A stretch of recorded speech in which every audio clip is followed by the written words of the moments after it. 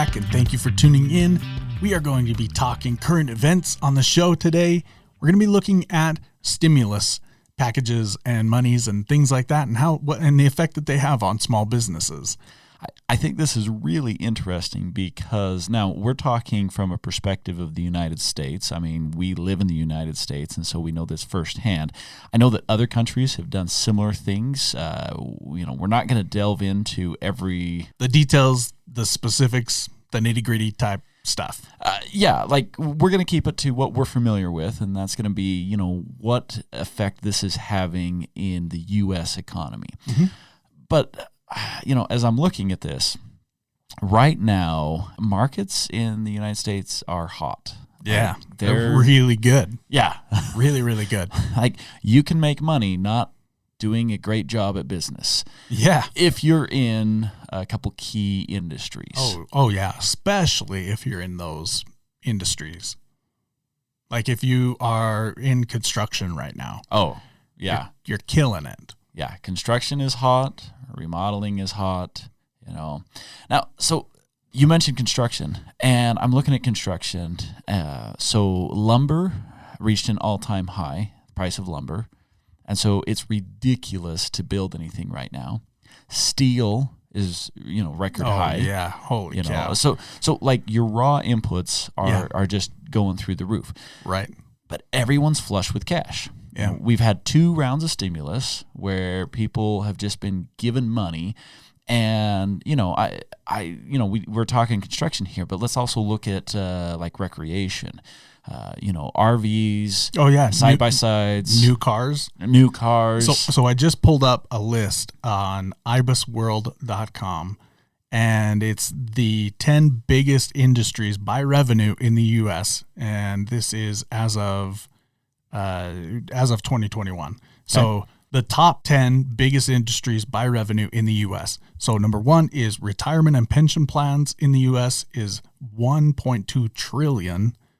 Health and medical insurance, $1.165 trillion. Mm-hmm. Drug, cosmetic, and toiletry wholesaling is $1 trillion. Hospitals in the U.S. is $938 billion. Pharmaceuticals wholesaling, $868 billion. Go get your shot. Right. Public schools in the U.S. and go do it at the hospital or the public school. Public schools in the U.S., $802 billion. New car dealers in the U.S., $790 billion.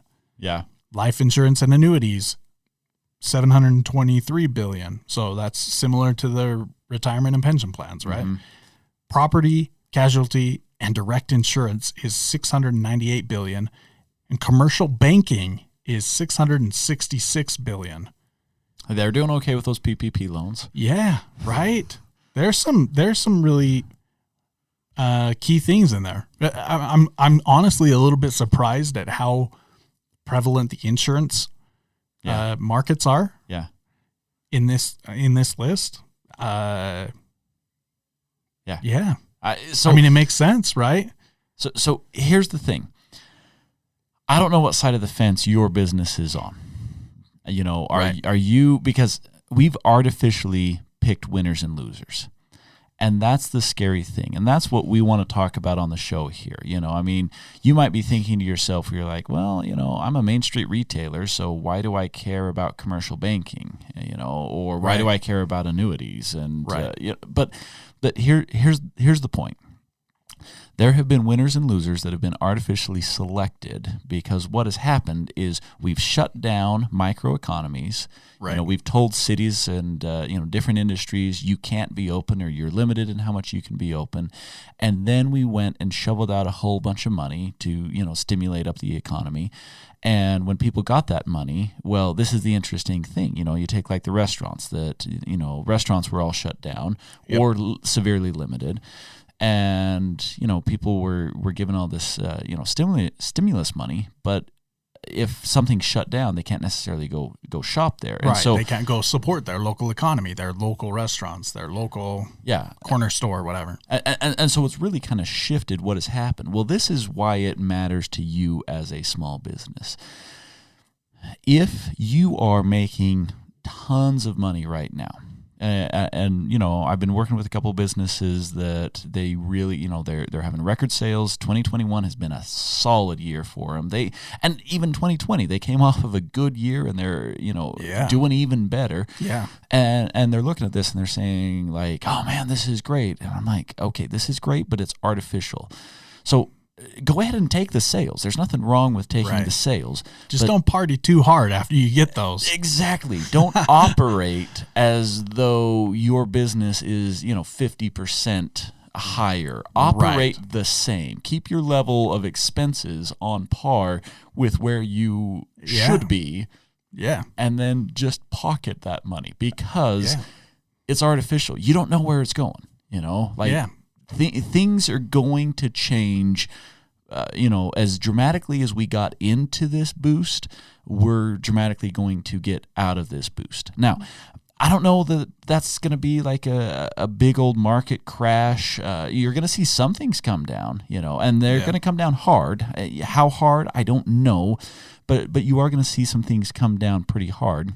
And so as a business, and we've said this on the show before, this is the time to be building up your cash reserves, cleaning up your balance sheet, making sure that you're in a healthy position. Yeah, I like to look at this and compare it to more of a personal standpoint, right? Okay. And I think the car dealership, I'm going to run with the car dealership kind of example. So if you are a small business and you are a car dealership or what have you, I'm going to compare that to the salesman, right? That is the new car salesman or a used car salesman. So they're probably crushing it in their salary right now. They're making huge commissions and everything. But like you're saying, that stimulus money is going to run out. That this artificial inflation that we've stirred up is going to flatten and back out. It's going to come back down. And so if that used car salesman or new car salesman is making all kinds of money right now, well, there's going to be a time coming where he's not going to be cashing in those huge commission checks. And maybe even in the opposite direction, maybe he's going to not get a lot of those sales that he would in what I'm going to call a normal average type of a year. Yeah. Right. And so you in your personal life, if this is me and I'm crushing it right now, but I'm looking at this economy thinking, well, this is kind of funky, I'm going to be creating some sort of a buffer, right? And so in my personal finances, I'm going to take steps toward putting some of those things in place, and not just with my finances, but other parts of my personal life as well, right? And so that's essentially what you need to do in your business is you need to get those cash reserves built up a little bit. Make sure that you have that buffer for when the rainy day comes and you're not only not making the sales that you once were in 2021, but maybe you're not going to be making the sales that you would have been making on an average year either. And so again, you want to kind of prepare for that. And I'm not trying to like speak all doom and gloom and whatever here, but this is kind of a little bit of a reality check, right? Yeah. Like let's not be dumb about this. This is artificial money, guys. Yeah, exactly. Like, treat it like artificial money. Exactly. And so you build up that buffer financially and otherwise within your business so that when those days come, and whether this applies to this current situation with the pandemic or not, maybe this is 50 years from now, the same advice still applies. Sure. There's a feast and there's famine. And when you're in feast, you want to prepare for the famine. And when you do, the famine isn't anything. You can still party during a famine. Right. If you've prepared during the feast. Right. Yeah. So I don't know. I choose to party. Now, you said you didn't want to talk doom and gloom. I'm going to bring a reality check in because unfortunately it's kind of hard not to do that with a topic like this. I was going to say there's a market out there that, a lot of small businesses have been hit and they're struggling, Oh yeah. So in the United States, they've dumped stimulus money out there, but the problem is that stimulus money really didn't go necessarily to everyone that needs it. I mean, you've got these businesses that, sure, they received, some PPP money where they could, cover their, their payroll costs for a period of time. But, there still were some pretty significant unemployment spikes that happened, and people that lost their jobs, and industries that are still struggling. My heart goes out to those people and to those industries, especially because I don't personally think that as we see the recovery, just like the drop of the pandemic was not fair, I don't think the recovery is going to be fair either. Right. And so, well, and you see that throughout history, right? Like if you look back on the Great Depression, I mean, it was this horrendous thing.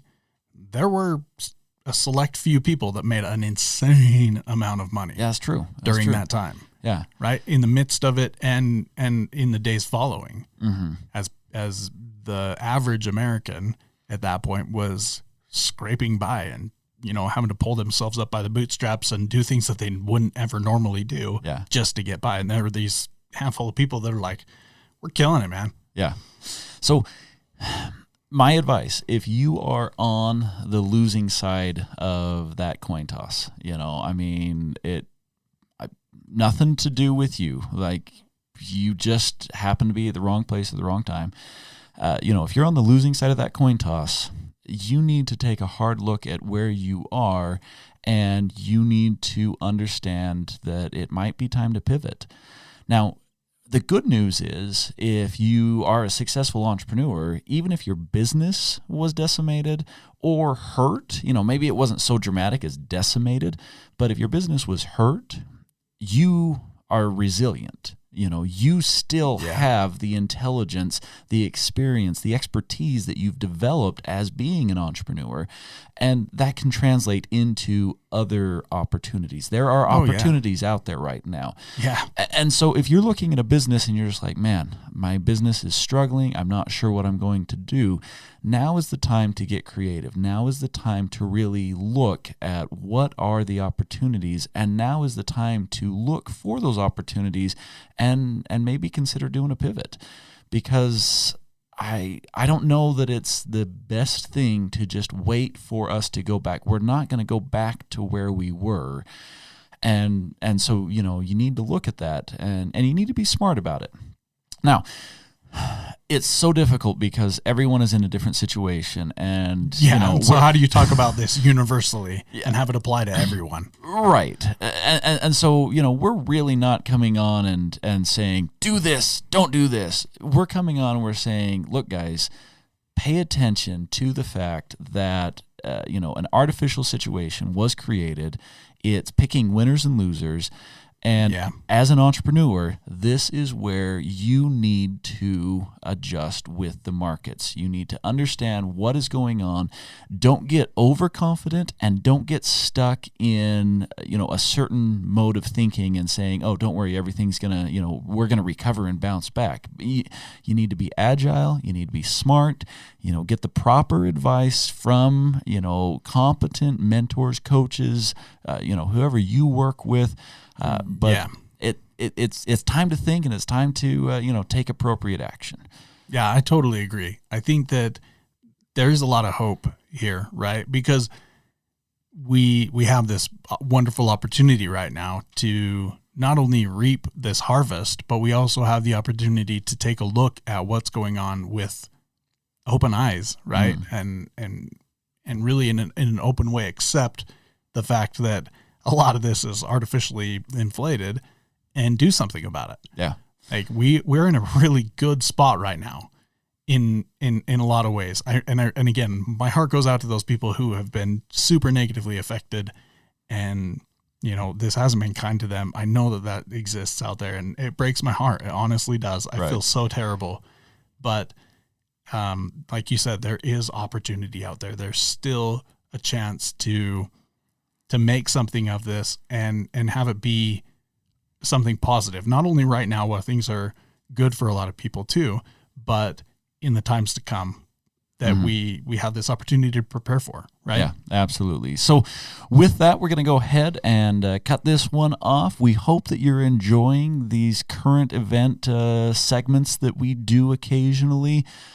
We would love to hear from you. What topics are on your mind? What things are happening in your markets that you want us to cover? You can reach us at ryan@marketingmanagementmoney.com, or you can check us out on our website, marketingmanagementmoney.com. Thanks so much for tuning in. Take control of your business today. Go to learndesk.us and search Marketing Management and Money for the small business insights you've always wanted. Be sure to stay tuned for new episodes on the first and third Wednesdays of every month, and make sure to subscribe to be notified when we release bonus content such as interviews and short discussions.